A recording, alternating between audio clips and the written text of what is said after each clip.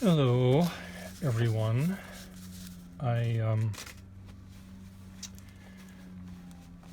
have a couple of pens that I recently filled with blue ink, and I figure why not show how they write.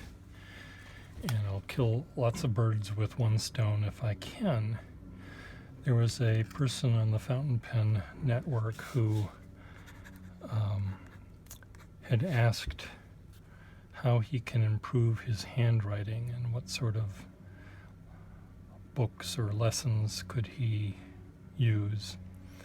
And there are many books out there that will explain how to make letters and how to practice your zigzags and your loops and your circles and blah blah blah that you have to do to make your letters be consistent.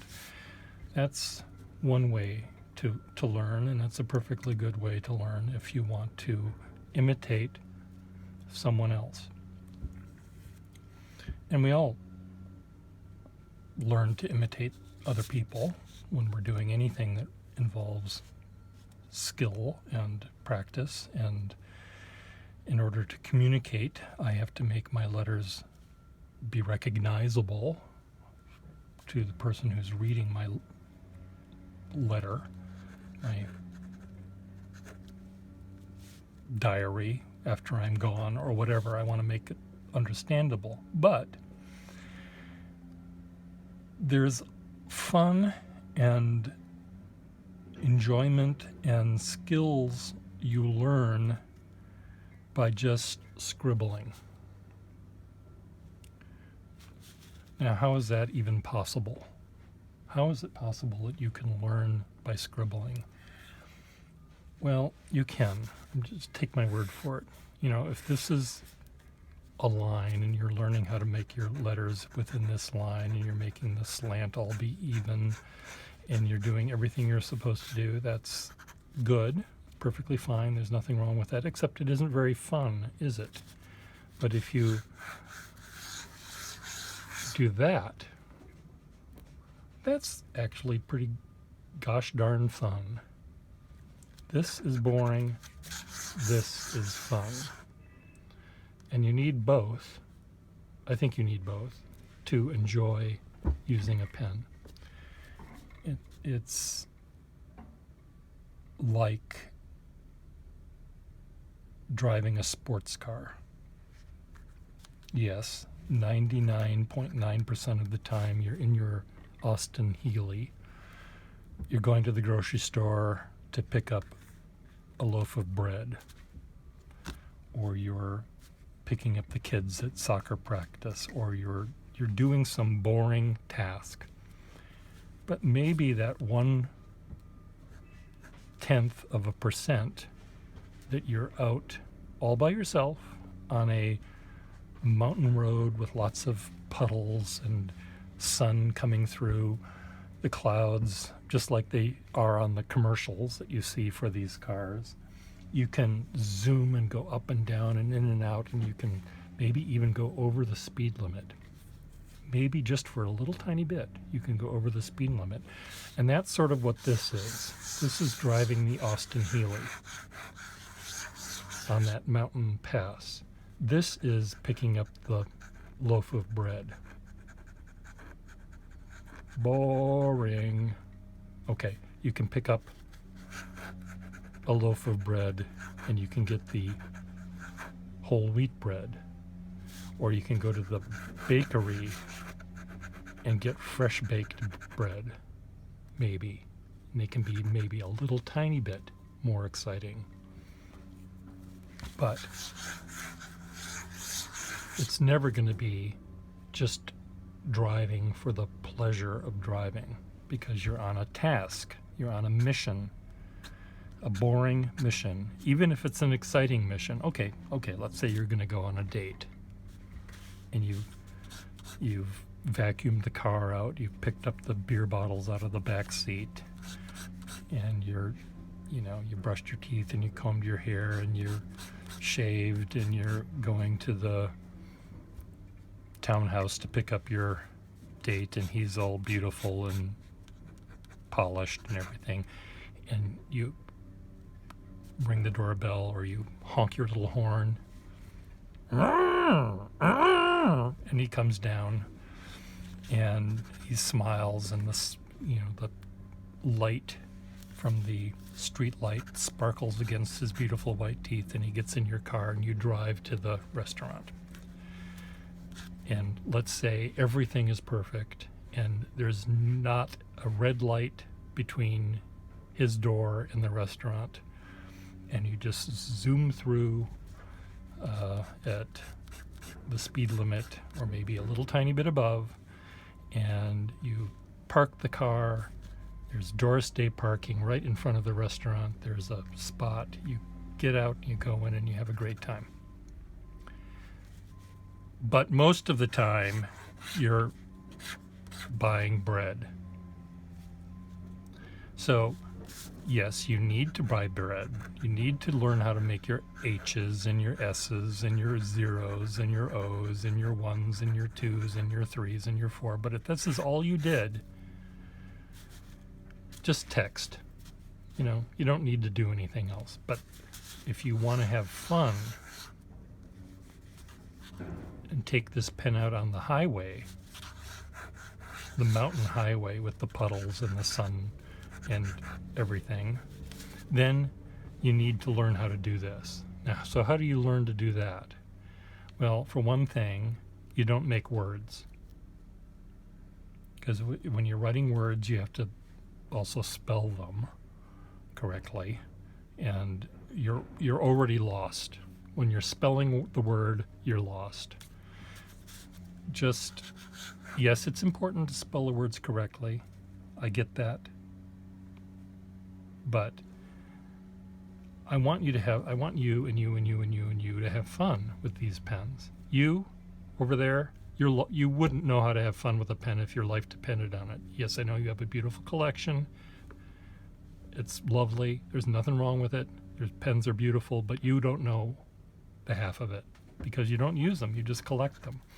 For those of us that actually use the pen, put ink in them, and put them on paper and push them around, that is the joy. It surpasses any other, in my humble opinion, it surpasses any other aspect of this pen. This could be pretty, this could be gold, it could be hand engraved, it could have all of those things that people get excited about, and part of me gets excited about that too, but it doesn't come close to doing that. Just that. I'll do it again. Do one more time. Look at that. I'm not saying that this is beautiful. I'm not even coming close to saying that. But pushing this pen, feeling the pressure of the nib, hearing it, listening to it on the page, holding it in your hand, feeling the balance, feeling the weight of the pen, that is so much more interesting than looking at this thing with your loupe and seeing the early imprint, that knowing that this is one of only 600 made, or whatever makes you over there in the corner excited about this pen is boring to, well, it isn't boring to me, but it isn't even close to being 1/10 of 1% as exciting as it is to push it around and seeing the line that it makes and experiencing the fact that I, with this pen and this hand, made this line. And a good 50% of what might be beautiful about this line comes from the pen. I supplied the other 50%. The percentages might vary a little bit. I can imagine someone with absolutely horrible handwriting taking this pen and doing something horrible with it, in which case all of it is the person's fault. The pen was entirely innocent. But the pen is guilty, and I'm guilty of being able to make this line. Okay, so I'll get off my soapbox and give my opinion about how you can take a pen and imitate the sports car driving through the mountain, on the mountain roads through puddles, to have that joy. You can watch other channels to learn how to make your O's and your T's and make all of the lines be parallel or the right size. But for you to have fun with it, and also for you to develop the muscles in your arm and your fingers, and for you to become one with the pen, you have to do these, or you can do these exercises that I'm going to be telling you that might help you bond with the pen.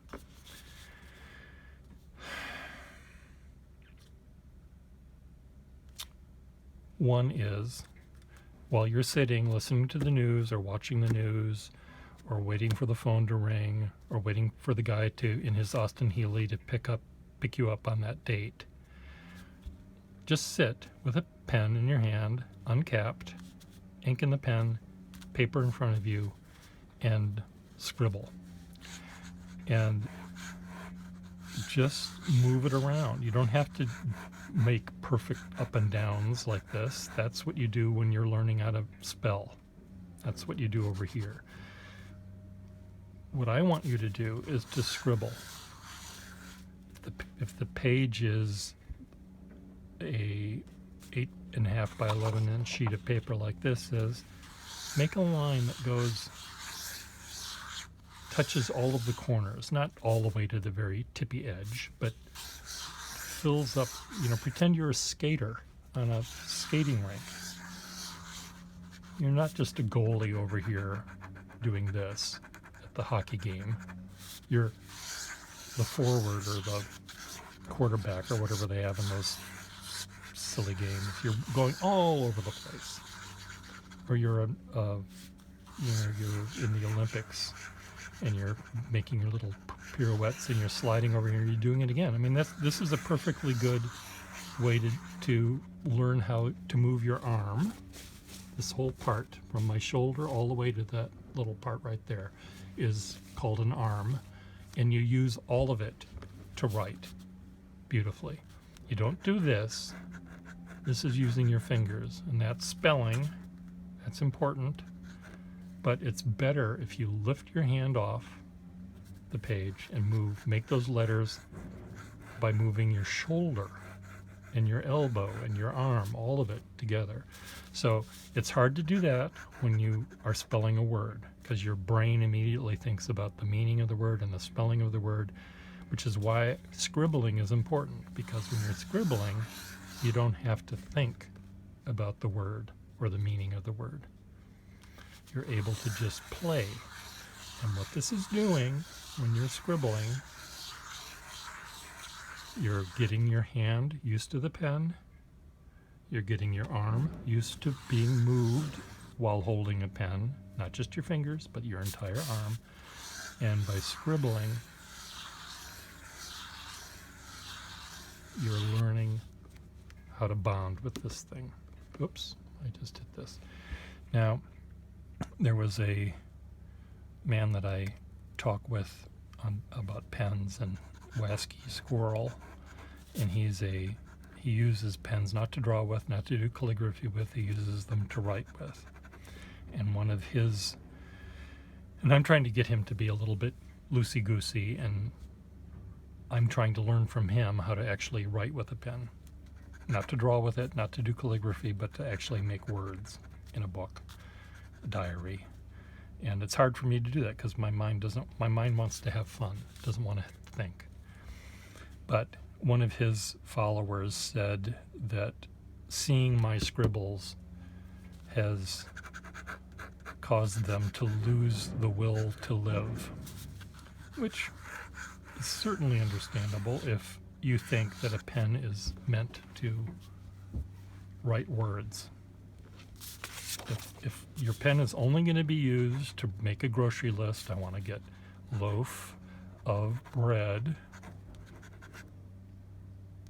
butter, coffee. If that's all you're going to use the pen for, fine. You can use your fingers. You don't have to use your entire arm. And maybe you'll be able to get 50% of the pleasure that a pen can give you by just doing this. Maybe a little bit more, maybe a lot less. Maybe a lot less. Some of these pens are Ferraris. They want to go fast. They want to be at speed. They want to brake. And they want to go from 0 to 60 in a second. They want to go from 60 to 0 in a second. They want to do all of this fun stuff. And you're driving it up and down the driveway, barely going over 3 miles an hour. And, here's the speedometer on the car, and it goes to 140, and you're down here. You're 0, and here's 3. This is where you are. And this is sort of where people are if they're just going to write within the lines using a pen that can go this way. Now, there are some pens that have a very stiff nib that don't really have this sports car in them. They're just a station wagon, and that's all they're going to be their entire life. They will never be anything other than a station wagon, and that's perfectly fine. There's nothing wrong with those. You need a station wagon once in a while. Here's a station wagon. This is a very stiff nib. It doesn't have any sexiness to it. It's just a stiff old nib. And even this pen, you can benefit from pretending it's a sports car. You can always fantasize that you're at the racetrack with your station wagon on your way to buy your bread. But anyway, the point is, am I ever going to get to the point? Part of what you will benefit from scribbling by moving your hand around the entire page, leaving a trail of ink, is you're going to learn, you'll bond with the pen. You'll move your entire arm, because your fingers aren't big enough to just move your hand. You have to move your entire arm, and by moving your entire arm, it'll be easier for you to, when you're signing your name, for example, to make these swooshes and stuff. Signing your name. Okay, that's an important thing to learn to do with a pen, because we all know how to spell our names. We don't actually Peter Gustafson. We don't do that. We just, there, I'm done. That's my signature. Sometimes most of the time I throw a line underneath, and I dot my I, but it's usually, if someone had to read my signature Pierre, who knows what my last name is based on my signature? You have no clue.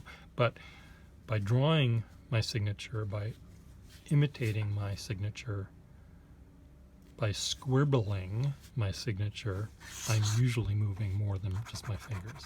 And I'm not thinking about spelling, I'm not doing anything, I'm just making a scribble. So for you, and you, and you, and you, and you, to write your name is another really great thing to do with a pen. And I often will tell this to when I used to sell pens to students and stuff like that. They would take the pen very cautiously in their hand and they would try to write calligraphically, trying to remember how do I make a capital B again. And I see their brains in the gears just seizing up, and their hands they're holding the pen really tightly, and it just looks awful. And I say, okay, sign your name. And they, Pierre. No, I said, no. I'm not spell your name. I want you to sign your name as if you were writing a check. How do you sign your name? And they do that. And I said, see what you just did? And by writing fast, even without thinking, they applied more pressure on the downstroke than they do on the upstroke. It's natural. When you're not thinking about it, you naturally apply pressures in certain things you do.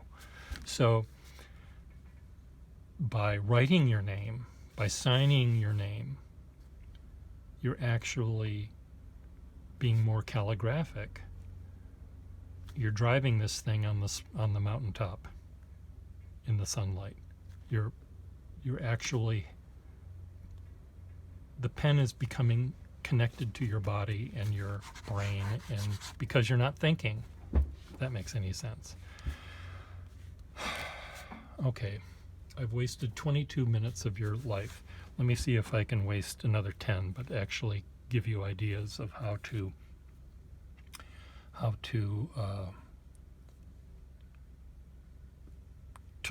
scribble, but not just scribble. How you can bond with the pen and yet feel like you're making progress. So one thing that you can do, let's say you're using pens that have lines on them. A good exercise, you're writing just your regular handwriting. You don't have to look at a chart and find out how to make a beautiful B. You just use your regular handwriting. And you use the regular paper that you normally use to write, and you fill in, you've got the 2 lines here, and you're staying within the lines because that's what you're supposed to do, and that's what you've been doing for the past X years of your life. Now, I want you to write the same that you were writing, except use twice as much space. Well, it's going to take you a while to do that, but by doing that, by enlarging the standard size of how you write, will make you move your fingers in a different way, make you move your arm in a different way, and you're learning, you're bonding with your pen, you're learning, just because you're switching this just a little tiny bit, you're learning or relearning how to make letters. They still might be ugly. If this handwriting is ugly and it's twice as big, it might be twice as ugly. I can't help that. But by enlarging it, by making it twice as ugly, you might learn, there is a difference. When I write small, this little top part of this H has this sharp edge to it, but when I write big, it doesn't happen. Isn't that interesting? So what am I doing differently, you'll say to yourself? Self? How come this is pointed and this is not? What am I doing differently? And you'll see, I'm maybe moving my arm, not my fingers. maybe by doubling this up, I'm changing the way I write without even knowing it. And you can do it 3 times bigger. Maybe you'll see something else. Another thing to do is to do it smaller. Okay, now that you've done it bigger, maybe you can make it half the size of your normal writing by changing the scale of how you normally write. And maybe just you don't have to write real words and real sentences. Maybe just pick a word and just rewrite it over and over and over again. Because when you think and you stop to think, well, should I say the word big or should I say the word huge? Should I say, if I stop and think about what word I'm going to use, then the spell will be broken and I'll have to keep starting up again. And that's not what I want to do. I want to be able to move my hand, move my ink, move my pen without having to think. So another thing that I tell people to do is when you listen to the news, and let's say you don't really need to listen to the news. Now this is often what I say to people. I say, take a letter, and I'll start dictating a letter. Dear sir, the shipment of Vaseline you sent me was defective. It had bugs all over it, or whatever. And they're trying to keep up with my dictation, and because I'm talking faster than they're writing, they have to speed up, and by speeding up, they're actually, again, doing this calligraphy. They're automatically getting this thick and thin. So by writing faster than you normally write, that's another exercise you can do, again, to get you connected with the pen and the paper and the ink and your arm and the muscles. Yes, it's frustrating because you're missing some of the words, but it's a way where you can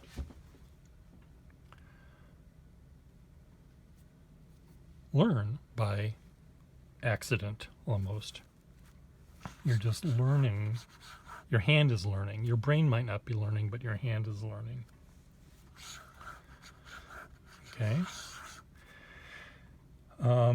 So scale, changing the scale, writing words that don't have meaning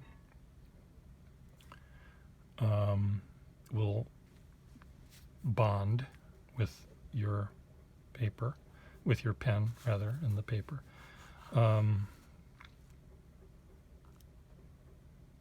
What else can I tell you to do here? I think those are all good ideas. Other people may give you other interesting ideas. For me, a pen collector friend of mine, yes, he collects pens, but he's also a sort of amateur calligrapher. He, for example, this is how you make a fancy A. Okay, a fancy A. Well, he did the entire alphabet, but he did it backwards, where he started at the end of the letter, and he drew it backwards, and that was an exercise. It's like doing scales, la la la la la la la la. It's not important to listen to that, but it helps develop the muscles in your eye and your hand, and you get better at it. So, here's the A. Your hand, by doing it backwards, you're actually learning how to move your. Look at that. That's a pretty sweet A. It's actually more interesting than this one. I have that problem right there, but I didn't have the problem going backwards. Huh. See, I'm learning things as I try to teach you. I'm learning things. So, writing backwards, why not? It sounds like a good idea to me. and I can just hear calligraphers screaming at the YouTube channel. But I'm funny that way. It works for me. This works for me, and it has worked for other people. And it might work for you, and you, and you, and you, and you. Won't work for you. You're a lost cause. You wouldn't, you could practice all day long, and it won't work for you. This is not for everyone.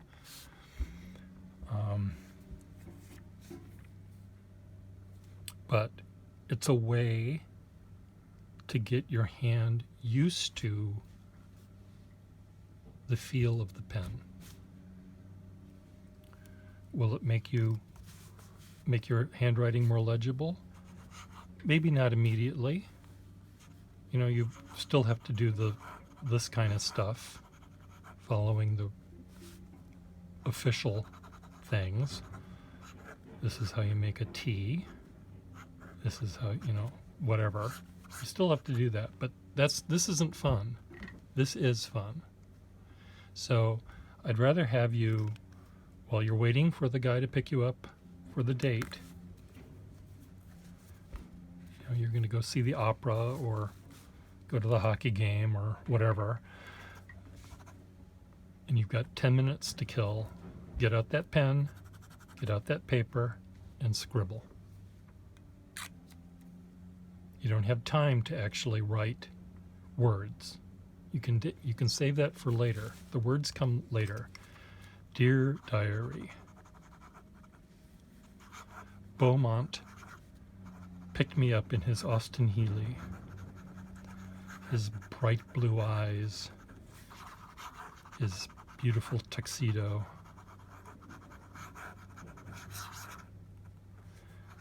and the seats at the opera. Oh, sorry, we didn't go to the opera, we went to the hockey game. Hockey game were perfect.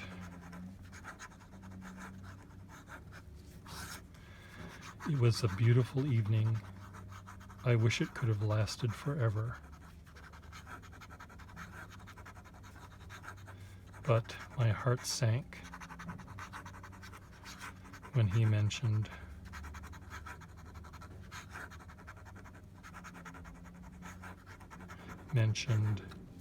his being a Republican.